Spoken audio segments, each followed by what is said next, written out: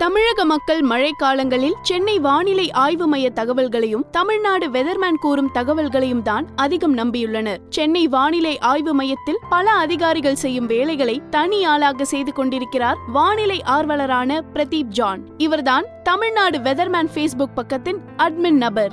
வானிலை முன்னறிவிப்புகளை துல்லியமாக ஃபேஸ்புக் பக்கத்தில் இவர் பதிவேற்றி வருவதால் இவருக்கு ஏகப்பட்ட ஃபாலோவர்ஸ். தமிழ்நாடு வெதர்மேனை சொல்லிட்டாருப்பா, கண்டிப்பா மழை வரும், புயல் வரும் என மக்கள் சொல்லும் அளவிற்கு பிரபலமாகிவிட்டார் பிரதீப் ஜான். கடந்த ஆண்டு வரலாறு காணாத மழை பெய்யும் என தமிழக அரசை எதிர்பார்க்காத நிலையில் மிக அதிக அளவு மழை பெய்யும் என கூறியவர் இந்த பிரதீப் ஜான். இவரின் துல்லியமான மழை முன்னறிவிப்புகளை திமுக தலைவர் கருணாநிதியை பாராட்டியுள்ளார். கடந்த வருடம் ஏகத்திற்கும் கொட்டி தீர்த்த மழை இந்த வருடம் போதிய அளவு பெய்யாமல் முரண்டு பிடிக்கிறது.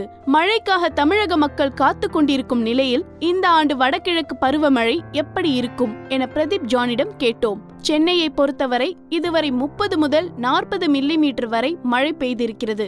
தமிழகத்தில் மற்ற பகுதிகளை விட சென்னையில் மழை விகிதம் அதிகமே. நாடா புயல் வலுவிழந்த நிலையில் நாளை காலை கடலூர் மாவட்டம் பரங்கிப்பேட்டை காரைக்கால் இடையே கரையை கடக்கும் என்றார்.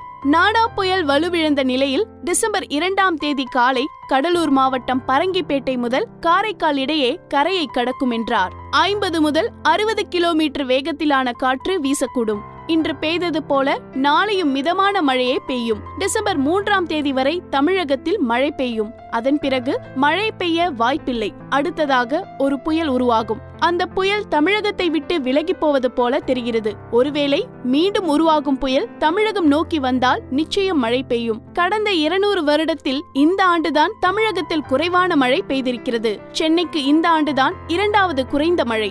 வழக்கமாக பெய்யும் மழையில் இந்த ஆண்டு 10 முதல் 20% மழையை பெய்திருக்கிறது. அக்டோபரில் வந்த குறைந்த காற்றழுத்த தாழ்வு பகுதியானது பர்மா நோக்கி சென்றுவிட்டது. நவம்பரில் எந்த காற்றழுத்த தாழ்வு பகுதியும் நமக்கு வரவில்லை. தற்போது வந்துள்ள நாடா புயலும் மழையில்லா புயலாகிவிட்டது. இதன் காரணமாகவே இந்த வருடமும் மழை குறைந்திருக்கிறது என்றார்.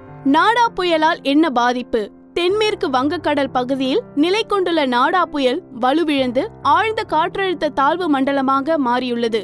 இது மேலும் வலுவிழந்து நாளை அதிகாலை கடலூர் வேதாரண்யம் பகுதி இடையே கரையை கடக்கும் என்று எதிர்பார்க்கப்படுகிறது.